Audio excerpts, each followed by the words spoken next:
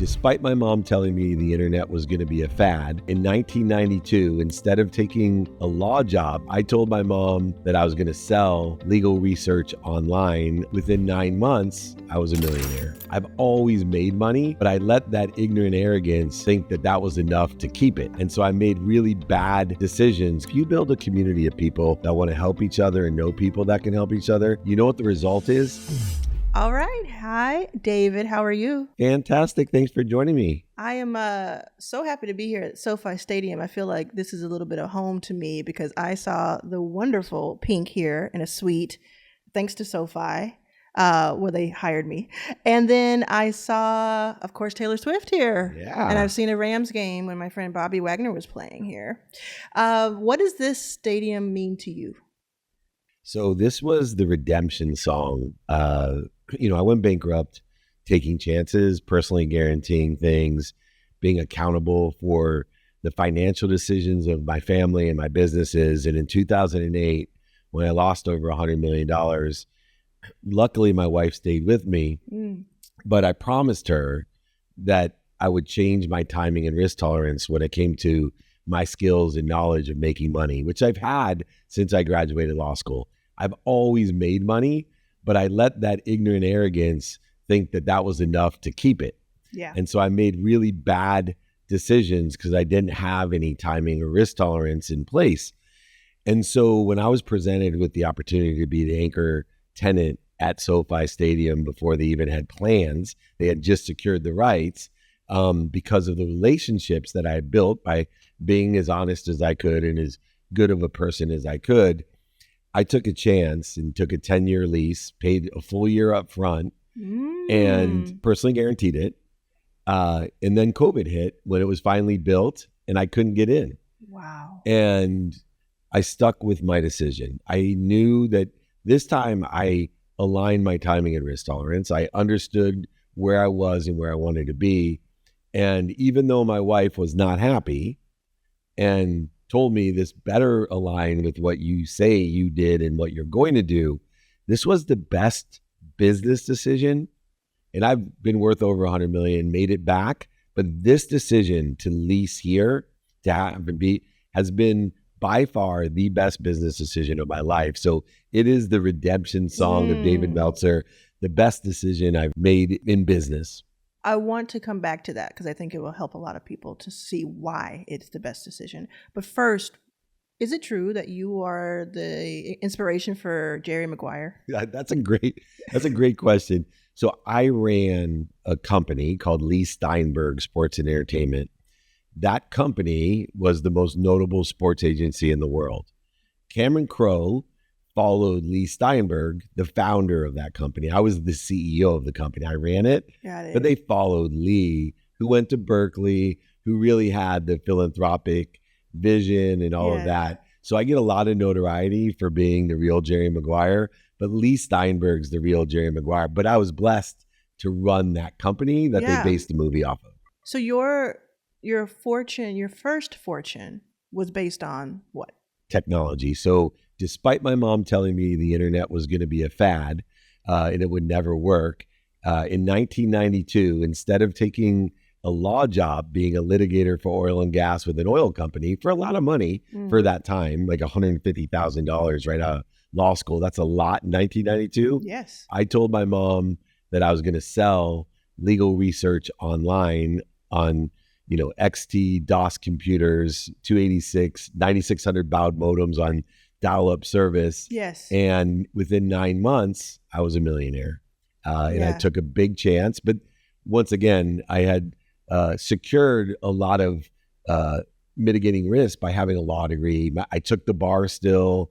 And I think it's important because I have always taken risks. And until I made a lot of money, I always mitigated the risk. I've always had my timing and risk talk. I always knew that, if this doesn't work, then I have this option, this option, and this option. Why did that change with more money? What can you teach others when it comes to that? So first of all, there's two types of people. There's ignorant people that don't know what they don't know. And then there's ignorant people that don't know what they don't know. And the difference is, and it was for me, I started my career with ignorant humility. Okay. So I knew I didn't know what I didn't know, but I didn't pretend like I did. And I didn't try to convince myself that I did. And I didn't lie to myself that I did. When I was worth over $100 million, I knew I didn't know what I didn't know, but I lied to myself and I lied to other people. I pretended like I was Midas, that I knew everything that was going to happen and everything I touched was going to turn to gold. And that ignorant arrogance was the downfall. It was the great lesson that not only helped me to restart, but also gave me the promotion, the protection, and the love of giving me a great lesson. Sure. And that would provide me a life of passion, purpose, and profitability moving forward. And it has for 17 years. What was that age where you did hit that first roadblock? Well, the first roadblock was really when I was 30, because my dad gave me a present for the first time in 20 years. He had left when I was 5. He gave me a jacket with no pocket. And I told him, you know, why would you do this for my 30th birthday? A jacket I can't wear. He said, it's not for wearing. It's to remind you you're just like me. You can't take anything when you're gone. You think money will buy you everything. Love, happiness, it's not. Don't make the same mistake. And at 30 years old, I had everything. Worth millions of dollars, married to my dream girl, dream house, planes, cars, boats, whatever I wanted. And I told my dad, I'm nothing like you. You're a liar, a cheater, manipulator, overseller, back-end seller, and I hate you. That was So just a nice Christmas card. Yeah, that was the first. Then it was my best friend to tell me. That was my mom. And then finally, 6 years after, at 36 years old, is when my wife told me she wasn't happy. That I better take stock in who I was. Or in what I wanted to become. Was it scaring her? The reason I'm going to pull at this a little bit is because I have an incredibly high tolerance for risk. And I think it has gotten me very far, and I think it will get me very far, but I do recognize now the people in my life, how it might affect them. Do you feel like your high tolerance for risk has been helpful to you or harmful to you, or both? I think it's extremely helpful now because I know what percentage of what I have is put to that, feeding that risk. So you kind of think of it as like a portfolio. Oh, of yeah, risk. for sure. Yeah. So that's where deep. I spent a lot of time understanding timing and risk tolerance. And so when I lost everything, I changed from all risk and don't worry about the timing to this is what I'm willing to risk at this percentage of every dollar that I make. And that's, so I still get the enjoyment. I love risk. Right. I was a pole vaulter. Like you could just see like all the different, I love it. Now it's by percentage and I'm very clear. And now let me tell you why, and this may help others out there. What I've learned about understanding our timing and risk tolerance is that if we make investments, and investments aren't just financial, there are time, relationships are investments. You know, going to school is an investment. People ask me all the time, you know, should I go to college? I'm like, let's do timing and risk tolerance analysis because it's going to cost you $1 million to graduate. Are you going to make that back? You know, it's an investment, not only of time. So, but here's what I love about timing and risk tolerance. If you make an investment that's aligned with your timing and risk tolerance, if it doesn't work out, you will only be disappointed. You won't be resentful. You won't feel guilty. You won't have shame, blame, or justification. So an example would be if you spend $2 on a lottery ticket, you know there's a 1 in a billion chance to win $500 million, and you'll know on Saturday at 8 p.m. When you lose your $2, it's okay to be disappointed. That's right. But as long as those factors are all the same, the risk was the exact same, you're only going to be disappointed. You don't feel guilty. Because you got exactly what you bargained for. Right. But if you, so this is a really interesting place I'm going to keep thinking about. Please. Because it's the risk tolerance, but as a portfolio, as part of your portfolio. I love that. Because that means that with the risk you do take, you can go moonshot. Yeah. You can go for it. I call them lottery tickets. Try it again.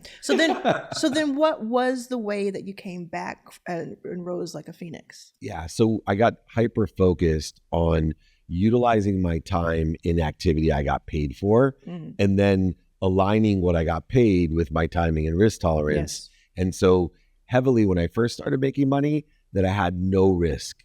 Mhm. So Bob Proctor, who's my mentor, he's passed since, world thought leader. Bob said, Dave, you have an unbelievable capacity to make money. You've always made money from 9 months out of law school. You've always made more than $1 million a year. Yeah. You just don't understand the timing and risk tolerance, and you have ignorant arrogance, and we need to get rid of that. Our first step is, what percentage of the amount of money that you make will it take for you to save $2 million? Mhm. To save $2 million. I don't want you to invest in a house. I don't want you to buy new cars. I want you to buy food and go ahead and allot some of your budget for travel and your family to take care of them. But how long, according to this budget, your timing and risk tolerance, will it take you to get $2 million in the bank? And I said, a year. Mm. And he said, okay, because once you have $2 million in the bank, now we'll be able to utilize the construct of risk again. Mm. And so I've had that buffer and have decreased the amount of conservative investments and increased the amount of risk, but I still keep growing. But you That have base that. of 2 million over 17 years, it keeps growing every single year. Mhm. And I have created a family bank with it now that Yep. not only has secured my legacy, but my family's legacy, because I don't give to my kids. They borrow against the family bank at no interest on a 50-year loan so that their kids can borrow against it. My family and I recently met Master P while we were speaking. I was speaking at an event, and he said the same thing. He said my brother asked him, what would you go back and do as a 25-year-old that you haven't done? He said, I would start a family bank sooner. What does that look like? Yeah, it's really important. So I, according to my timing risk tolerance, pay the family bank every month, make a deposit. Mm-hmm. So if I make $1 million, then I'll do a $200,000 deposit in the family bank. Mm-hmm. It's 20% into the family bank. Off, no matter what, if I make $1, it's going to be 20 cents in the family bank. So the idea of the family bank is that nobody can withdraw from it, but you can borrow from it. Mm. And you borrow from it at a huge market advantage, 0% interest over 30 to 50 years. Okay. So if you're going to go to college, for example, my kids they're motivated to get scholarships because they pay for their own college. So they'll take a $250,000 loan at 0% interest over 50 years. That's a very small payment. Yeah. But they paid for their college themselves. Why did they do it though? Because they're paying back into the family bank. Mm-hmm. So why? So when their kids go to college, there's even going to be more money in there. Mm-hmm. Are you the only person who pays into it? Get into your No, business. So you have other people in the family. My wife, so my kids all pay into it. I think that's what's super interesting, even if it's unbalanced, right? I think that's super interesting because I know my close family, we would all be into that.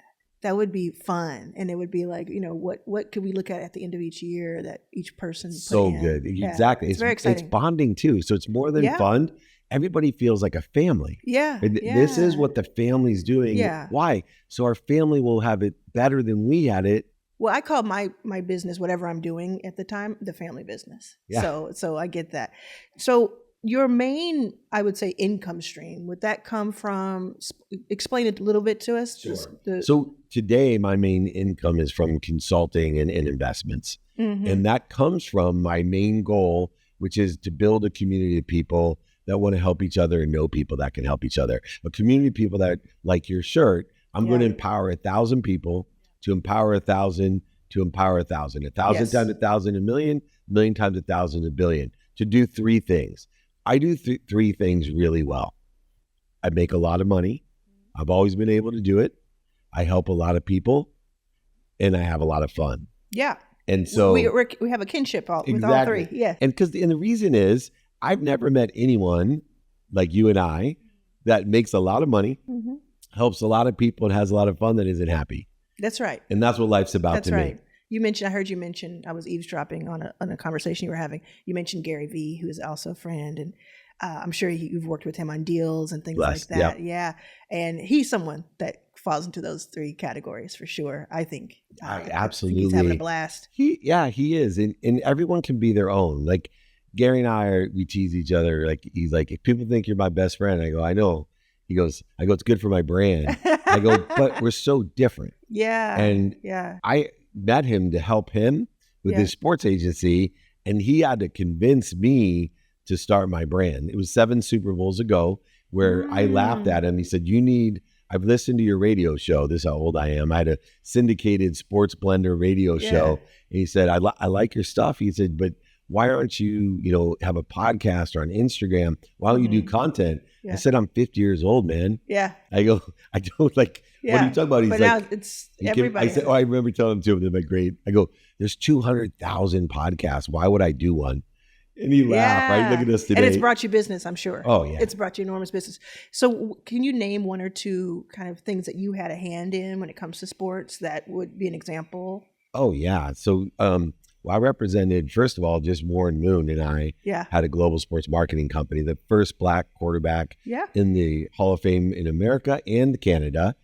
So building the legacy of that brand so that my goal and mission and Warren's goal and mission was nobody would ever say he's a Black quarterback again. They would just say he's tall, he sucks. But because when Warren in 1978, they wouldn't let him play quarterback in the NFL because of the color of his skin. And then it hasn't gotten much better. No, but at least people don't say, because there's so many Black quarterbacks that, he's a Black quarterback. Like it's something different. Yeah, he was a trailblazer. Yeah. And then I represent the Clemente family and the Clemente Award to change the face of sports, to give credit and weight to being a humanitarian.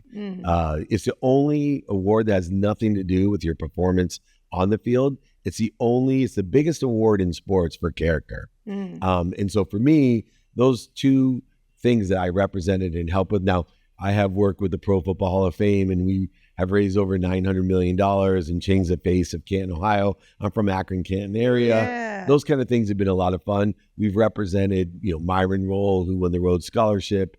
And then today, just working with people like Michael Chandler and Austin Eckler, the entrepreneurial side of business people and entertainers. So Dane Cook and I are doing the conversation over here at YouTube Theater.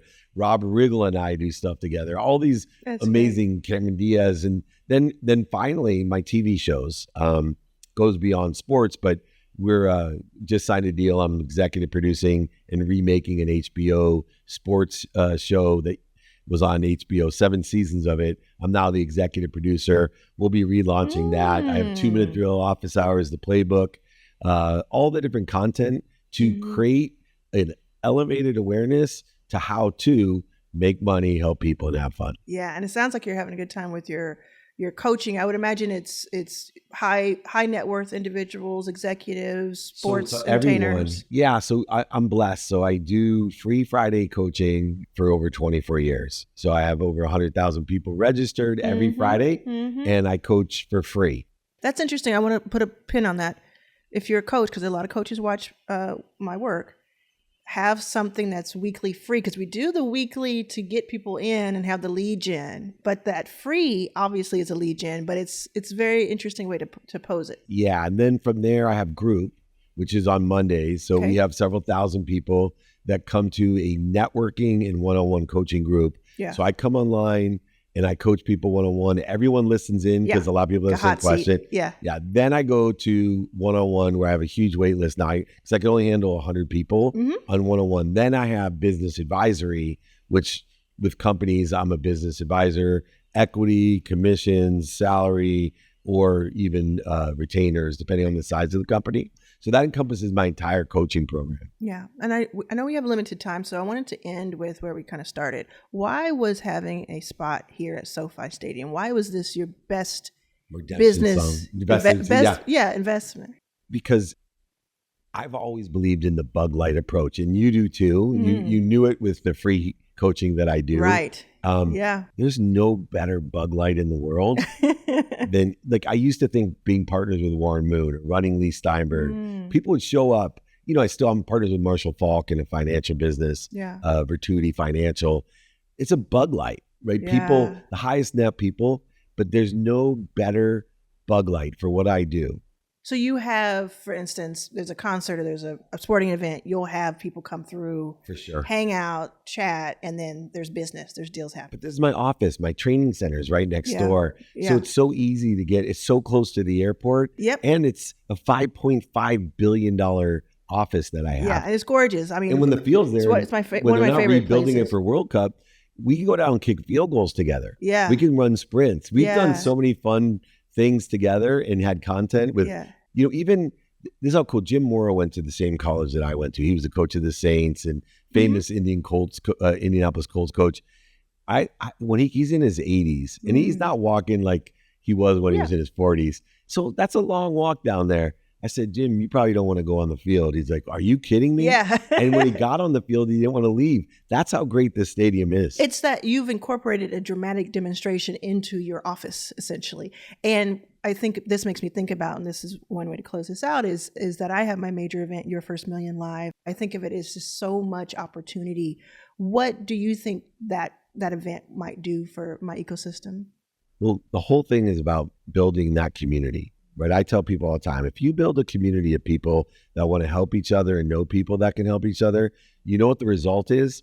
They will buy from you and sell for you for life. Nothing will make you more successful than a community of people that buy from you and sell for you for life. And you do that by giving them so much more value for themselves, because they're going to meet each other, they're going to do their deals, they're going to make lifelong friends and have stories to tell for years and years and years after that in this series that we're doing. So I think that's great. And I think I think I could talk to you for hours. Me too. So I appreciate it. Thanks for being on Your First Million. I appreciate that. And hopefully have you back. I'd love to come back, and I look forward to having you on my show, The Playbook. So Thank you. Thanks.